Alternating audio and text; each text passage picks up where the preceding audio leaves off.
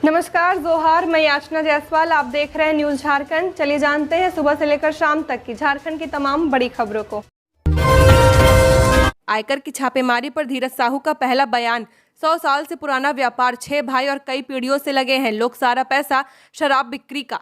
कांग्रेस के राज्यसभा सांसद धीरज साहू ने आयकर विभाग की छापेमारी में हुई पैसे, आभूषण और सोना चांदी की बरामदी पर कहा है कि हमारा परिवार लगभग 100 सालों से शराब के व्यापार में जुड़ा हुआ है। हमारा परिवार एक संयुक्त परिवार है जिसमें हम 6 भाई हैं। उनके बच्चे भी इसी कारोबार से जुड़े हुए हैं। धीरज साहू ने कहा कि शराब का कारोबार कैश का कारोबार है। यह सारा पैसा शराब की बिक्री से हासिल हुआ है। हमारा कारोबार पारदर्शी है। आयकर विभाग की छापेमारी में मिला पैसा कैश कलेक्शन था। इस पैसे का कांग्रेस का या किसी राजनीतिक पार्टी का लेना देना नहीं है। कई रिश्तेदार के नाम से कंपनी चलती है। ओएमआर सीट पर नहीं होगी मैट्रिक व इंटर की परीक्षा। एकेडमिक काउंसिल ने मैट्रिक 10वीं और इंटरमीडिएट 12वीं परीक्षा के पैटर्न में बदलाव कर दिया है। 2024 में होने वाली परीक्षा में अब ओएमआर सीट का इस्तेमाल नहीं होगा। परीक्षार्थियों को एक ही प्रश्न पत्र मिलेगा और ऑब्जेक्टिव और सब्जेक्टिव सवाल एक ही उत्तर पुस्तिका में लिखना होगा। शुक्रवार को जैक बोर्ड की बैठक में इस पर मंजूरी दी गई है। रांची के इस थाने में महिला दरोगा के साथ मारपीट, 3 गिरफ्तार। रांची के बरियातू थाने में महिला दरोगा के साथ मारपीट करने की बात सामने आ रही है। मारपीट करने वाले 3 आरोपियों को गिरफ्तार कर लिया गया है। जिस महिला दरोगा के साथ मारपीट की घटना को अंजाम दिया गया है, उनकी पहचान बरियातू थाने में पदस्थापित महिला SIS मुर्मू के रूप में की गई है। उनको थाने में आए शिकायतकर्ताओं ने ही पीटा है। पूरी घटना को बरियातू थाना परिसर में ही घटी है। गिरफ्तार आरोपियों में रविंद्र पांडे, उसकी बहन ज्योति पांडे और सुमित्रा पांडे शामिल है। तीनों आरोपी लालपुर थाना क्षेत्र के वर्धमान कंपाउंड के रहने वाले हैं। साइबर क्राइम के खिलाफ गिरिडीह पुलिस की कार्यवाही जारी, फिर 13 को किया गिरफ्तार। गिरिडीह में साइबर क्राइम को खत्म करने के लिए पुलिस ने सख्त रुख अख्तियार कर लिया है। पुलिस की हालिया कार्रवाई में 13 साइबर क्रिमिनल्स ने गिरफ्तार किए गए हैं। इनके पास से mobile phone, SIM card, ATM card, passbook, cash और कार भी बरामद किया गया है। गिरिडीह के पुलिस अधीक्षक दीपक कुमार शर्मा के निर्देश पर जिले के गांडे और अहिल्यापुर थाना क्षेत्र के अलग अलग इलाकों में छापेमारी कर 13 शातिर साइबर अपराधियों को गिरफ्तार किया गया। इनके पास से 28 mobile phone, 43 SIM card, 7 ATM card, 1 passbook, 1,35,000 रुपए नकद, 1 कार और 2 बाइक बरामद किए गए हैं। गिरफ्तार साइबर अपराधियों में अहिल्यापुर थाना क्षेत्र के जमजोरी का सरफुद्दीन, जमताड़ा जिले के लटाई का विकास मंडल, नारायणपुर का ही विकास मंडल, अहिल्यापुर थाना क्षेत्र के देवपुर का सुनील रवानी, मुकेश वर्मा, गांडे के चंपापुर का इरफान अंसारी, मोहम्मद दानिश, मोहम्मद तनवीर, देवघर के मरगो मुंडा का मोहम्मद शोएब अख्तर, गांडे के चंपापुर का शायद अंसारी, मोहम्मद अहमद अंसारी, अबुल हसन और गांडे के आसन बोनी का मनोज मंडल शामिल है। खबरों में आगे बढ़ने से पहले अगर आपने अभी तक इस चैनल को सब्सक्राइब नहीं किया है तो सब्सक्राइब कर ले, जिससे आपको झारखंड की हर छोटी बड़ी खबर के अपडेट मिलते रहे। तो चलिए बढ़ते हैं खबरों की ओर। हजारीबाग के बड़का गांव में धान क्रय केंद्र नहीं खुलने से किसानों की बड़ी परेशानी, बिचौलिए उठा रहे हैं फायदा। हजारीबाग जिले के कृषि प्रधान प्रखंड बड़का गांव में धान क्रय केंद्र नहीं खुला है। धान क्रय केंद्र के नहीं खुलने से किसान औने पौने दाम में अपने धान बेचने को मजबूर हैं। आलम यह है कि बिचौलिए किसानों के धान को औने पौने मूल्य पर खरीदकर उनकी बेबसी का फायदा उठा रहे हैं। बिचौलिए साहूकार बेफिक्र होकर बिना डर के धान क्रय केंद्र लिखकर धान को किसानों से 16 से 18 रुपए प्रति किलो रुपए में खरीद रहे हैं। बिचौलिए एवं साहूकारों द्वारा धान ट्रकों के जरिए हजारीबाग के डेमोटांड और रांची के राइस मिल में भेजने का काम किया जाता है, जिसके कारण यहाँ के किसान खुद को ठगा हुआ महसूस करते हैं। क्षेत्र के किसान सोमारी देवी, विशेश्वर राम, भुवनेश्वर महतो ने बताया कि धान केंद्र नहीं खुलने से किसान बिचौलियों के पास 16 से 18 रुपए प्रति किलो में धान बेचने को मजबूर है। वहीं सिकरी निवासी रामजीत ठाकुर गोविंद महतो ने बताया कि बिचौलिया वर्ग के पास 18 रुपए प्रति किलो धान बेचना पड़ा। इन किसानों का कहना है कि अगर धान क्रय केंद्र बड़का गाँव में खुल जाता है तो इतने कम दाम में धान बेचने को मजबूर नहीं होंगे। जबकि झारखंड सरकार के कैबिनेट द्वारा फैसला लिया गया है कि 23 रुपए प्रति किलो की दर से धान खरीद सरकार करेगी। रांची में 8 डिग्री तक गिरा पारा, पिछले साल से ज्यादा ठंडा है दिसंबर। राजधानी रांची समेत राज्य भर में कपकपाती सर्दी का दौर शुरू हो गया है। मौसम में लगातार बदलाव के साथ दिन में हल्की ठंड रहती है, वहीं रात होते होते मौसम सर्द होता जा रहा है। हाल की बात है कि रात होते ही रांची का तापमान 9 डिग्री सेल्सियस पहुंच जा रहा है। शुक्रवार को ठंड और बढ़ गई है। इस दिसंबर में न्यूनतम पारा सबसे कम 8.4 डिग्री सेल्सियस दर्ज किया गया। पिछले साल 2022 को 17 दिसंबर के दौरान सबसे कम 8.5 डिग्री सेल्सियस था।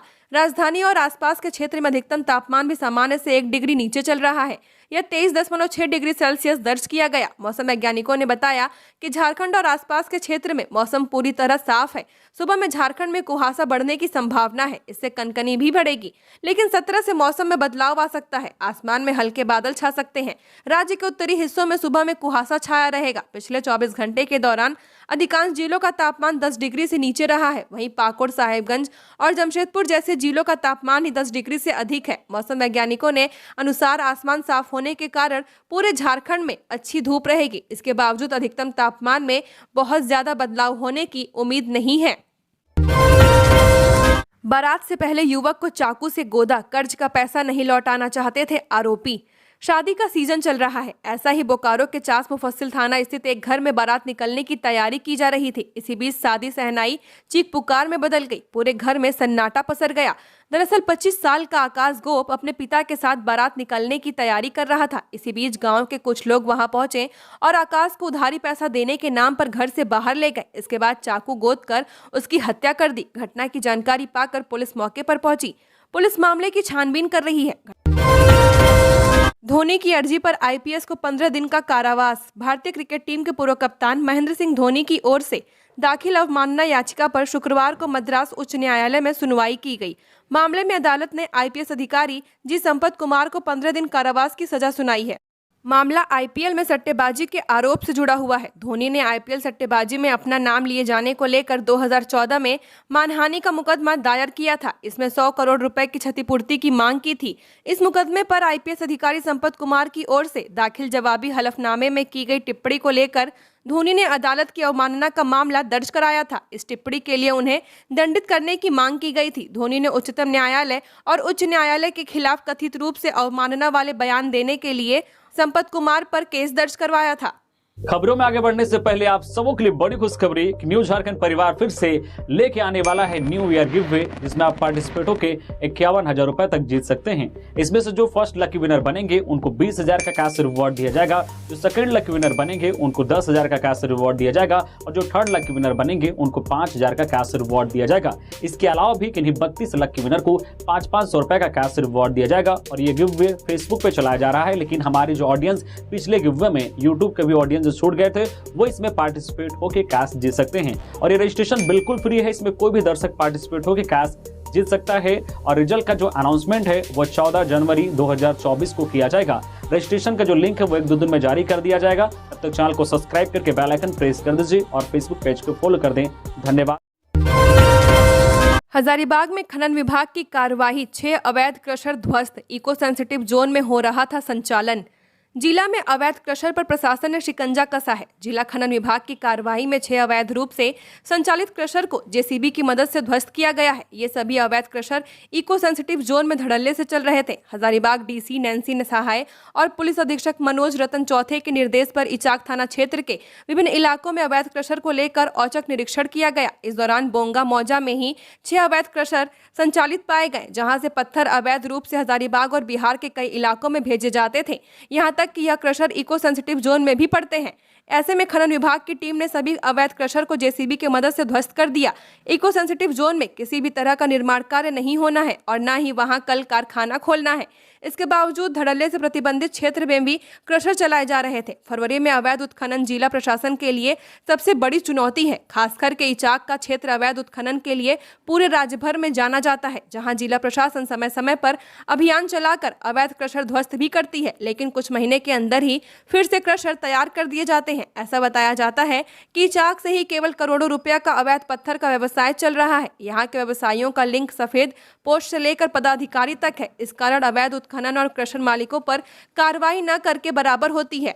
जिला में अवैध उत्खनन को रोकने के लिए टास्क फोर्स का भी गठन किया गया है। समय समय पर राज्य सरकार की ओर से भी दिशा निर्देश निर्गत किया जाता है। इसके बावजूद अवैध पत्थर का व्यवसाय धड़ल्ले से इन इलाकों में चलाया जा रहा है। 11वीं जेपीएससी का रास्ता साफ, जाने अधिकतम उम्र सीमा का क्या है नया फॉर्मूला। झारखंड लोक सेवा आयोग द्वारा आयोजित असैनिक संयुक्त परीक्षा सिविल सेवा के लिए संशोधित नियमावली को शुक्रवार को कैबिनेट से स्वीकृति मिल गई है।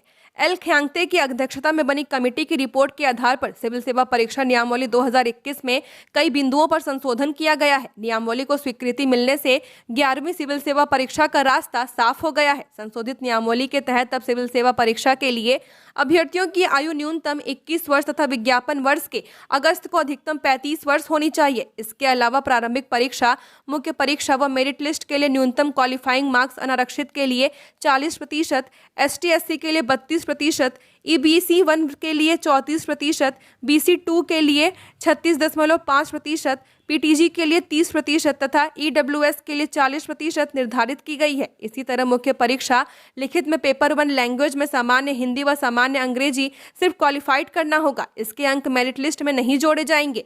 किसी भी तरह के आरक्षण का लाभ लेने वाले अभ्यर्थियों को आरक्षित श्रेणी में ही रखा जाएगा। रामगढ़ में फर्जी कागजातों पर लोन दिलाने वाले 2 सरगना को CID ने दबोचा। झारखंड के विभिन्न SBI शाखाओं से फर्जी कागजात पर लाखों रुपए लोन पास कराने वाले पतरातू निवासी 2 सरगना कमल कुमार सिंह उर्फ रंजीत सिंह व मोहम्मद जमीर को CID रांची की टीम ने शुक्रवार को दबोच लिया। CID की एक टीम ने कमल सिंह के PTPS रोड नंबर 8 स्थित आवासीय कार्यालय में छापेमारी की, जबकि दूसरी टीम ने PTPS न्यू मार्केट स्थित मोहम्मद जमीर के घर पर छापेमारी शुरू की। सुबह 10:30 बजे से शुरू हुई छापेमारी करीब 4 घंटे तक चली। इस दौरान कमल सिंह के आवासीय कार्यालय से बड़ी संख्या में लोन संबंधित कागजात मिले। इसके साथ दर्जनों लोगों के आधार, पैन, पासबुक, चेकबुक आदि भी मिले। टीम ने कार्यालय के कंप्यूटर व लैपटॉप को जब्त कर लिया। फर्जी दस्तावेज पर लोन का मामला पाए जाने के बाद टीम ने कमल सिंह को गिरफ्तार कर लिया। कार्यालय में कार्यरत 3 कर्मियों पतरातू मेहुल कुमार व बिट्टू रजक, रामगढ़ के राहुल कुमार को भी अपने साथ ही रांची ले गए थे। इसी तरह दूसरी टीम ने भी फर्जी दस्तावेज पर लोन पास कराने का प्रमाण मिलने पर मोहम्मद जमीर को भी गिरफ्तार कर रांची ले गई। बताया जाता है कि रामगढ़ SBI ब्रांच में कार्यरत एक अधिकारी की शिकायत के बाद CID ने यह कार्रवाई की है। छेड़छाड़ के आरोपी को पीट कर उतारा मौत के घाट, 3 गिरफ्तार। मांडर से सनसनीखेज मामला सामने आया है। यहाँ छेड़खानी के आरोपी की पीट कर हत्या कर दी गई है। मामला टटकुंदो गांव का है। आरोपी की पहचान 35 साल के झिंझरी निवासी डेविड मिंज के तौर पर हुई है। थाना क्षेत्र के टटकुंदो गांव में छेड़छाड़ के आरोपी झिंझरी निवासी डेविड मिंज की लाठी डंडे से पीटकर हत्या कर दी गई है। 5 ट्रेनों को किया शॉर्ट टर्मिनेट, एक डाइवर्ट। आगरा डिवीजन में 18 से 24 दिसंबर तक रोलिंग ब्लॉक की वजह से 5 ट्रेनों को शॉर्ट टर्मिनेट कर दिया गया है। वहीं एक ट्रेन को डाइवर्ट किया गया है। वहीं विजयवाड़ा रेल मंडल में रोलिंग कॉरिडोर ब्लॉक की वजह से 18 से 31 दिसंबर तक ट्रेनों का आवागमन प्रभावित रहा। चक्रधरपुर रेल मंडल से होकर जाने वाली 7 एक्सप्रेस ट्रेनों को डाइवर्ट कर चलाया जाएगा। बोकारो में BSNL सेल में 29-30 जनवरी को हड़ताल की घोषणा। Steel Authority of India SAIL में बोनस एरियर समेत अन्य मांगों के समर्थन में केंद्रीय ट्रेड यूनियनों ने 2 दिन की हड़ताल का ऐलान कर दिया है। 29 और 30 जनवरी को BSNL सेल में काम ठप रहेगा। 12 जनवरी को कंपनी को इस मामले में नोटिस भेजा जाएगा। ट्रेड यूनियनों की वर्चुअल बैठक में इसका फैसला लिया गया है। मेधावियों को पढ़ने के लिए 10 लाख रुपए देगी सरकार। परीक्षा में 200 छात्रों को मिली थी सफलता। मुख्यमंत्री मेधा छात्रवृत्ति योजना के तहत आयोजित मेधा परीक्षा में पूर्वी सिंहभूम के 200 विद्यार्थियों को सफलता मिली है। अब इन्हें सरकार की ओर से अगले 4 साल तक लगातार छात्रवृत्ति दी जाएगी। इन 200 विद्यार्थियों को अगले 4 साल में करीब 10 लाख रुपए छात्रवृत्ति के रूप में दिए जाएंगे। पूरे प्रदेश में मुख्यमंत्री मेधा परीक्षा 18 अगस्त को आयोजित की गई थी। इसमें जिले के हजारों विद्यार्थी शामिल हुए थे। मेधा परीक्षा में सरकारी स्कूलों में पढ़ने वाले उन छात्रों को शामिल किया गया था जो पिछले साल 7वीं कक्षा में थे और 60% से अधिक अंक अर्जित कर कक्षा 8 में प्रोन्नत किए गए थे। वर्तमान में 8वीं में पढ़ रहे इन विद्यार्थियों को अब 9वीं से 12वीं तक हर साल 12,000 रुपए प्रति छात्र छात्रवृत्ति दी जाएगी। विजय दिवस, झारखंड के इन वीर सैनिकों ने जीत में निभाई थी अहम भूमिका। एक को मिल चुका है पूर्वी स्टार का मेडल। 16 दिसंबर का दिन पूरे देश भर में विजय दिवस के रूप में मनाया जाता है। भारत पाकिस्तान के बीच 1971 में हुआ युद्ध और इसमें मिली जीत भारतीय सेना के शौर्य को प्रमाणित करती है। युद्ध की मुश्किल घड़ी में भी देश के सैनिक डटे रहे। 52 वर्ष पूर्व हुए इस युद्ध में राज्य के कई सैनिक शामिल थे। 15 दिनों तक चले युद्ध में कई सैनिक घायल हुए तो कई वीर गति को प्राप्त हुए। इनमें परमवीर लॉन्स नायक अल्बर्ट एक्का भी शामिल थे। राजधानी का अल्बर्ट एक्का चौक उनकी शहादत को समर्पित है। वहीं युद्ध के दौरान तत्कालीन बिहार से राज्य के कई सैनिक मुक्ति वाहिनी 10 Bihar battalion, 14 battalion, 15 battalion, 7 guard, Redmayne 10 battalion में शामिल थे। भारत पाक युद्ध में शामिल कई वीर योद्धाओं ने देश के लिए अपनी आहुति दे दी है। किसानों के लिए खुशखबरी, 1 जनवरी से शुरू हो सकती है धान की खरीद। विभाग ने तैयारी के दिए निर्देश। पूर्वी सिंहभूम समेत सूबे में वर्ष 2023-24 के लिए 1 जनवरी 2024 से धान खरीद शुरू हो सकती है। झारखंड सरकार खाद्य सार्वजनिक वितरण और उपभोक्ता मामले के विभाग में संभावित तिथि को लेकर तैयारी करने का निर्देश दिया है। पिछले साल 15 दिसंबर से इसकी शुरुआत हुई थी। सूत्रों के मुताबिक जिले में धान बिक्री को लेकर नए सिरे से किसानों का पंजीयन, धान क्रय केंद्र सह लैंपस पैक्स का चयन, लैंपसों व मिलरों की टैगिंग समेत अन्य जरूरी कामों को प्राथमिकता के आधार पर करने का निर्देश दिया गया है। इसके लिए जिला आपूर्ति पदाधिकारी सलमान जफर खिजरी ने जिला सहकारिता पदाधिकारी विजय प्रताप तिर्की को पत्र लिखकर धान क्रय केंद्र सह लैंपस पैक्स की सूची, भौतिक सत्यापन कर उचित ठीक ठाक हालत वाले लैंपस पैक्स का चयन करने, लैंपस पैक्स से मिलरों की टैगिंग समेत अन्य कामों की रिपोर्ट देने को कहा है। पूर्वी सिंहभूम में 2022 से 23 में 18,000 से अधिक किसानों का पंजीयन हुआ था। 40 धान क्रय केंद्रों सह लैंपसों पैक्सों से 7,101 किसानों से 6.25 लाख क्विंटल धान खरीदारी की गई थी। सिमडेगा में कल से शुरू हो रहा यह ऐतिहासिक मेला 110 साल पुराना है इतिहास। सिमडेगा के सदर प्रखंड के तामड़ा गांव का सबसे प्राचीन ऐतिहासिक 2 दिवसीय जतरा मेला महोत्सव 16 दिसंबर से शुरू हो रहा है। मेले की सभी तैयारियां पूरी कर ली गई हैं। यहां पर दूर दूर से खेल, तमाशे, बच्चों के लिए मनोरंजन के साधन समेत विभिन्न प्रकार की दुकानें सज चुकी हैं। 16 दिसंबर को विधिवत पाहान धर्मनाथ खड़िया ग्राम देवी की पूजा करने के बाद विधि विधान से मेले की शुरुआत की जाएगी। तामड़ा जतरा मेला का इतिहास 110 साल पुराना है। 1913 में गांव के ही जागेश्वर सिंह, महावीर साव, रामलाल साव, शिवलाल साव और बबन श्रीवास्तव, दुर्गा साव, फीरू लोहरा समेत अन्य लोगों ने क्षेत्र में अच्छी फसल होने और लोगों को संगठित और एक सूत्र में बांधने का प्रयास को लेकर मेला का आयोजन किया गया था। इसके बाद आसपास के गांव का सहयोग भी मिलने लगा और मेला बड़ा रूप लेता गया। इस बार भी भव्य मेला का आयोजन किया जा रहा है। रांची नामकुम के बीच ओवरब्रिज को मंजूरी। रांची नामकुम स्टेशन के बीच केतारी बागान में रेलवे ओवरब्रिज का निर्माण किया जाएगा।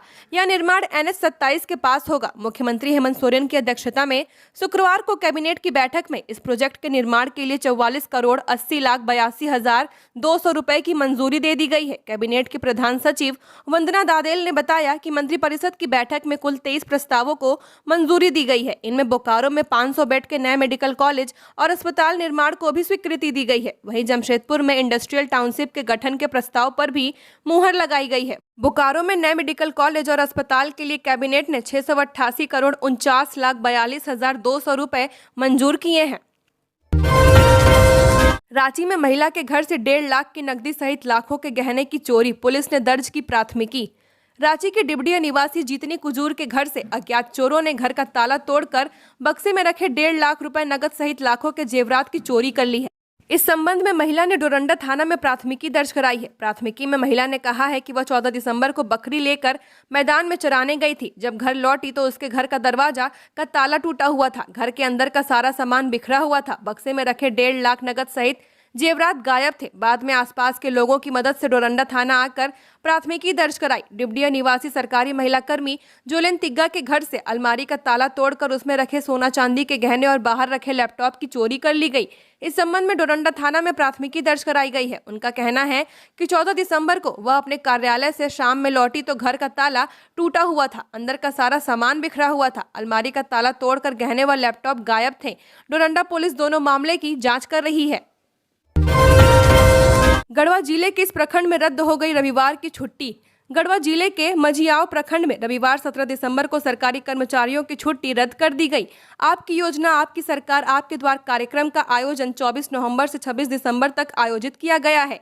इस संबंध में BDO सतीश भगत ने बताया कि शिविर में लोगों द्वारा अबुआ आवास सहित अन्य आवेदन मिले हैं, जिनकी जांच के लिए कमेटी का गठन किया गया है। साथ ही शिविर में प्राप्त आवेदनों को संबंधित पोर्टल पर अपलोड किया जाना है। इसलिए 17 दिसंबर की छुट्टी रद्द कर दी गई है। झारखंड की और खबरों के लिए बने रहिए हमारे साथ। हमारे चैनल न्यूज़ झारखंड पर चैनल को सब्सक्राइब करें, साथ बेल आइकन को प्रेस करें। नमस्कार।